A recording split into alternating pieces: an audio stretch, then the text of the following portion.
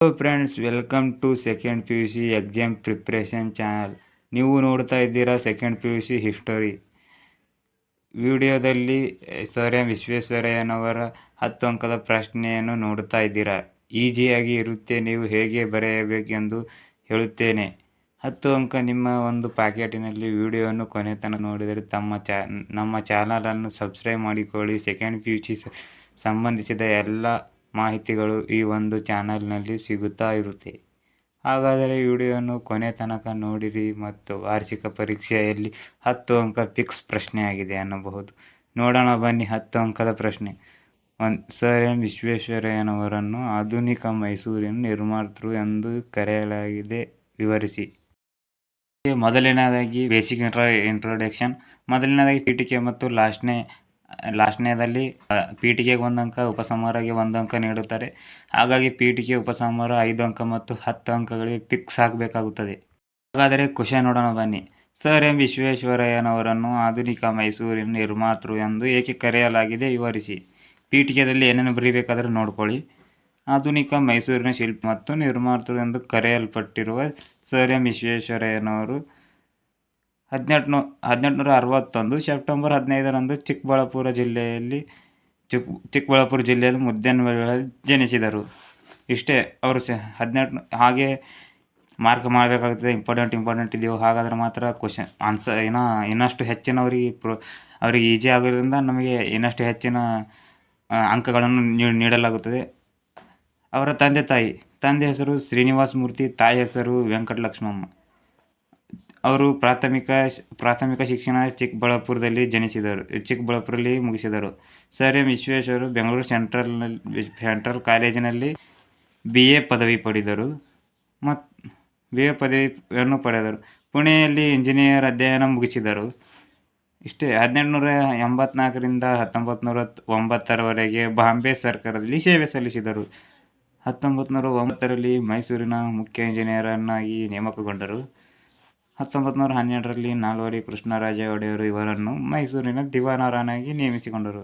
ಇವರ ಆಡಳಿತದಲ್ಲಿ ಮೈಸೂರು ಸರ್ವತೋಮುಖ ಅಭಿವೃದ್ಧಿಯನ್ನು ಕಂಡಿತು ಎನ್ನಬಹುದು. ಪೀಠಿಕೆಯಲ್ಲಿ ಬರೆದರೆ 2 ಅಂಕ ಕೊಡುತ್ತಾರೆ. ಹಾಗೆಯೇ ಅವರು ಏನೇನು ಆಡಳಿತಾತ್ಮಕ ಸುಧಾರಣೆ ಮಾಡಿದ್ದಾರೆ ನೋಡೋಣ.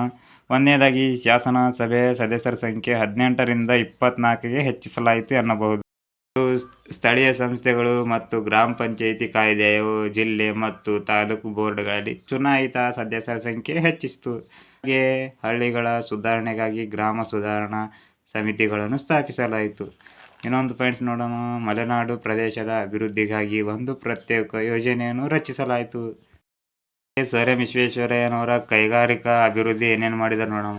ಕೈಗಾರಿಕರಣ ಇಲ್ಲವೇ ವಿನಾಶ ಎಂಬುದು ಸರ್ ಎಂ ವಿಶ್ವೇಶ್ವರಯ್ಯನವರ ಪ್ರಸಿದ್ಧ ಘೋಷಣೆಯಾಗಿತ್ತು. ಇವ್ರದ್ದು ಪ್ರಸಿದ್ಧ ಘೋಷಣೆ ಅಂದರೆ ಕೈಗಾರಿಕರಣ ಇಲ್ಲವೇ ವಿನಾಶ. ಇದು 2 ಅಂಕದಲ್ಲಿ ಅಥವಾ 1 ಅಂಕದಲ್ಲಿ ಕೇಳುವ ಸಾಧ್ಯತೆ ಕೂಡ ಇರುತ್ತೆ. ಇವರ ಆಡಳಿತಾವಧಿಯಲ್ಲಿ ಮೈಸೂರು ರಾಜ್ಯದಲ್ಲಿ ಆರಂಭವಾದ ಕೈಗಾರಿಕೆಗಳೆಂದರೆ ನೋಡೋಣ ಬನ್ನಿ.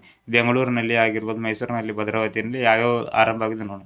ಬೆಂಗಳೂರು ಸಾಬೂನು ಕಾರ್ಖಾನೆ ಮತ್ತು ಕೇಂದ್ರ ಕೈಗಾರಿಕಾ ಕಾರ್ಯಾಗಾರ, ಚರ್ಮ ಹದ ಮಾಡುವ ಕಾರ್ಖಾನೆ, ಲೋಹದ ಕಾರ್ಖಾನೆ, ಇವು ಎಲ್ಲವೂ ಬೆಂಗಳೂರಿನಲ್ಲಿ. ಮೈಸೂರಿನಲ್ಲಿ ನೋಡೋಣ, ಗಂಧದ ಎಣ್ಣೆ ಕಾರ್ಖಾನೆ ಪ್ರಾರಂಭ ಆಯಿತು. ಭದ್ರಾವತಿಯಲ್ಲಿ ಕಬ್ಬಿಣ ಕಾರ್ಖಾನೆ, ಎಲ್ಲರೂ ಗೊತ್ತಿದ್ದ ಕಬ್ಬಿಣ ಕಾರ್ಖಾನೆ. ಮತ್ತು ವ್ಯಾಪಾರ ಹಾಗೂ ವಾಣಿಜ್ಯಕ್ಕೆ ಪ್ರೋತ್ಸಾಹ ನೀಡಲು ಬೆಂಗಳೂರಿನಲ್ಲಿ ಮೈಸೂರು ವೇಂಜರ್ ಆಫ್ ಕಾಮರ್ಸ್ ಆ್ಯಂಡ್ ಇಂಡಸ್ಟ್ರಿಯನ್ನು ಸ್ಥಾಪಿಸಲಾಯಿತು. ಹೀಗೆ ಮೇನ್ ಪಾಯಿಂಟ್ಸ್ ಇದು ಮಾರ್ಕ್ ಮಾಡಬೇಕಾಗುತ್ತದೆ. ಮಾರ್ಕ್ ಮಾಡಿದ್ರೆ ಇನ್ನಷ್ಟು ಅವರಿಗೆ ಈಜಿ, ನಮ್ಮ ಆನ್ಸರ್ ಪೇಪರನ್ನು ಚೆಕ್ ಮಾಡಲು ಈಸಿಯಾಗಿ ಕಾರಣದಿಂದ ನಮಗೆ ಮಾರ್ಕ್ಸ್ ಹೆಚ್ಚಿಗೆ ಕೊಡುವ ಸಾಧ್ಯತೆ ಸಹ ಇರುತ್ತದೆ. ಇವರ ಅವಧಿಯಲ್ಲಿ ಸಣ್ಣ ಕೈಗಾರಿಕೆಗಳು ಅಭಿವೃದ್ಧಿಗೊಂಡವು. ಗುಡಿ ಕೈಗಾರಿಕೆಗಳಾದ ನೇಕಾರಿಕೆ, ಕುಂಬಾರಿಕೆ, ಮರಗೆಲಸ, ಚಾಪೆ, ಚರ್ಮದ ವಸ್ತುಗಳು, ಬೀಡಿ, ಅಗರಬತ್ತಿ ಕೈಗಾರಿಕೆಗಳು ಸ್ಥಾಪಿಸಲಾಯಿತು. ವ್ಯಾಪಾರ ಮತ್ತು ವಾಣಿಜ್ಯಗಳ ಬೆಳವಣಿಗೆಗಾಗಿ 1913ರಲ್ಲಿ ಮೈಸೂರು ಬ್ಯಾಂಕನ್ನು ಸ್ಥಾಪಿಸಲಾಯಿತು. ಸ್ಟೇಟ್ ಬ್ಯಾಂಕ್ ಆಫ್ ಮೈಸೂರು ಎನ್ನಬಹುದು. ಹಾಗೆಯೇ ಶೈಕ್ಷಣಿಕ ಸುಧಾರಣೆಗಳು ಏನೇನು ಮಾಡಿದ್ದಾರೆ ನೋಡೋಣ. ಪ್ರತಿಯೊಂದು ದೇಶದ ಪ್ರಗತಿಯು ಮುಖ್ಯವಾಗಿ ಅಲ್ಲಿನ ಶೈಕ್ಷಣಿಕ ಪ್ರಗತಿಯ ಮೇಲೆ ಅವಲಂಬಿತವಾಗಿದೆ ಎಂದು ನಂಬಿರುತ್ತಾರೆ ಸರ್ ಎಂ ವಿಶ್ವೇಶ್ವರಯ್ಯನವರು. ಮೈಸೂರು ರಾಜ್ಯದ ಶೈಕ್ಷಣಿಕ ಪ್ರಗತಿಗಾಗಿ ಸರ್ ಎಂ ವಿಶ್ವೇಶ್ವರಯ್ಯನವರು ದುಡಿದರು ಎನ್ನಬಹುದು. ಇವರು ಕಡ್ಡಾಯ ಪ್ರಾಥಮಿಕ ಶಿಕ್ಷಣವನ್ನು ಸಹ ಜಾರಿಗೊಳಿಸಿದರು. ಹಾಗೆಯೇ ಸಾಮಾಜಿಕ ಮತ್ತು ಆರ್ಥಿಕವಾಗಿ ಹಿಂದುಳಿದ ವರ್ಗಗಳಿಗೆ ಶಿಕ್ಷಣವನ್ನು ಪ್ರೋತ್ಸಾಹಿಸಲು ವಿದ್ಯಾರ್ಥಿ ವೇತನವನ್ನು ನೀಡಲಾರಂಭಿಸಿದರು. ಹಿರಿಯರ ಶಿಕ್ಷಣಕ್ಕೆ ಪ್ರೋತ್ಸಾಹ ನೀಡಿದರು ಮತ್ತು ತಾಂತ್ರಿಕ ಶಿಕ್ಷಣ ಪ್ರೋತ್ಸಾಹ ನೀಡಿದ್ದು ಬೆಂಗಳೂರಿನಲ್ಲಿ ಇಂಜಿನಿಯರಿಂಗ್ ಕಾಲೇಜು ಹಾಗೂ ಚಾಮರಾಜೇಂದ್ರ ತಾಂತ್ರಿಕ ಸಂಸ್ಥೆಗಳನ್ನು ಆರಂಭಿಸಿದರು. ಬೆಂಗಳೂರಿನ ಹೆಬ್ಬಾಳದಲ್ಲಿ ಕೃಷಿ ಶಾಲೆಯೊಂದನ್ನು ಆರಂಭಿಸಿದರು. 1916ರಲ್ಲಿ ಸಹ ಮೈಸೂರು ವಿಶ್ವವಿದ್ಯಾಲಯ ಸ್ಥಾಪಿಸಿದರು. ಮೈಸೂರಿನ ದಿವಾನರನ್ನಾಗಿ ಆಗಿದಾಗ ಅವರು ಏನೇನು ಪರಿಹಾರ ಕಾರ್ಯಗಳು ಮಾಡಿದ್ದಾರೆ ನೋಡೋಣ. ಪರಿಹಾರ ಕಾರ್ಯ ಕ್ರಿಸ್ತಶಕ 1914-18ರ ಅವಧಿಯಲ್ಲಿ ಪ್ರಥಮ ಜಾಗತಿಕ ಸಮರದಲ್ಲಿ ಆಹಾರ ಮತ್ತು ಆಹಾರ ವಸ್ತುಗಳ ಕೊರತೆಯಿಂದ ಹೋಗಲಾಡಿಸಲು ಮೈಸೂರು ರಾಜ್ಯಾದ್ಯಂತ ನ್ಯಾಯಬೆಲೆ ಅಂಗಡಿಯನ್ನು ತೆರೆದರು. ಹಾಗೆಯೇ ಆಹಾರ ಧಾನ್ಯಗಳ ರಫ್ತನ್ನು ನಿಲ್ಲಿಸಿ ವಸ್ತುಗಳ ಮಾರಾಟ ಬೆಲೆಯನ್ನು ನಿಗದಿಪಡಿಸುವ ಕ್ರಮಗಳನ್ನು ಕೈಗೊಂಡರು ಸಹ. ಹಾಗೆಯೇ ಸರ್ ಎಂ ವಿಶ್ವೇಶ್ವರಯ್ಯನವರು ಯಾವ್ಯಾವ ಕೃತಿಗಳು ಬರೆದಾರೆ ನೋಡೋಣ. ಮೊದಲನೇದಾಗಿ a vision of prosperous Mysuru, ಎರಡನೇದಾಗಿ ರೀಕನ್ಸ್ಟ್ರಕ್ಟಿಂಗ್ ಇಂಡಿಯಾ, ಮೂರನೇದಾಗಿ ರ್ಯಾಪಿಡ್ ಡೆವಲಪ್ಮೆಂಟ್ ಆಫ್ ಇಂಡಸ್ಟ್ರೀಸ್, ನಾಲ್ಕನೇದಾಗಿ ಪ್ಲ್ಯಾನ್ಡ್ ಎಕಾನಮಿ ಫಾರ್ ಇಂಡಿಯಾ, ಐದನೇದಾಗಿ memoirs of my working life. ಹಾಗೆ ಉಪಸಂಹಾರ ಸಹ ಇದಕ್ಕೂ ಒಂದು ಮಾರ್ಕ್ಸನ್ನು ನೀಡಿದ್ದಾರೆ. ಅದರಲ್ಲಿ ಇದು ಸಹ ಎಲ್ಲರಿಗಿಂತ ಈಜಿ ಇದೆ, ನೋಡೋಣ ಬನ್ನಿ. ಉಪಸಂಹಾರ ಸರ್ ಎಂ ವಿಶ್ವೇಶ್ವರಯ್ಯರವರು 1918ರಲ್ಲಿ ದಿವಾನ ಪದವಿಗೆ ರಾಜೀನಾಮೆ ನೀಡಿದರು. ಬ್ರಿಟಿಷ್ ಸರ್ಕಾರವು ಇವರ ಸೇವೆಯನ್ನು ಮೆಚ್ಚಿ ಸರ್ ಎಂಬ ಬಿರುದು ಸಹ ನೀಡಿದರು. ಹಿಂಗೆ ಮೇನ್ ಇದ್ದೀವಿ ಸಹ ಟಿಕ್ ಮಾರ್ಕ್ ಮಾಡಬೇಕಾಗುತ್ತದೆ. 1915ರಲ್ಲಿ ಭಾರತ ಸರ್ಕಾರವು ಭಾರತ ರತ್ನ ಪ್ರಶಸ್ತಿ ನೀಡಿ ಗೌರವಿಸಿತು. ಹಾಗೆಯೇ ಇವರು ಈ ಪ್ರಶಸ್ತಿ ಪಡೆದ ಮೊದಲ ಕನ್ನಡಿಗರೇ. ಇವರು 101 ವರ್ಷಗಳ ಬದುಕಿದ ಇವರು 1962ರಲ್ಲಿ ನಿಧನ ಹೊಂದಿದರು. ಹಾಗೆಯೇ ಮುಂದಿನ ವಿಡಿಯೋದಲ್ಲಿ ಸಿಗೋಣ. ಹಾಗೆಯೇ 1913ರಲ್ಲಿ ಮೈಸೂರಿನಿಂದ ಅರಸೀಕೆರೆ ಮತ್ತು ಬೌರಿಂಗ್ಪೇಟೆಯಿಂದ ಕೋಲಾರದ ನಡುವಿನ ರೈಲು ಮಾರ್ಗವನ್ನು ಹಾಕಿಸಿದರು. ಇವರ ಇನ್ನಿತರ ಕಾರ್ಯಗಳಾಗಿವೆ ಇವೆರಡು ಸಹ. ಮೈಸೂರಿನ ದಿವಾನರನ್ನಾಗಿ ಆಗಿದಾಗ ಅವರು ಏನೇನು ಪರಿಹಾರ ಕಾರ್ಯಗಳು ಮಾಡಿದ್ದಾರೆ ನೋಡೋಣ. ಪರಿಹಾರ ಕಾರ್ಯ ಕ್ರಿಸ್ತಶಕ 1914-18ರ ಅವಧಿಯಲ್ಲಿ ಪ್ರಥಮ ಜಾಗತಿಕ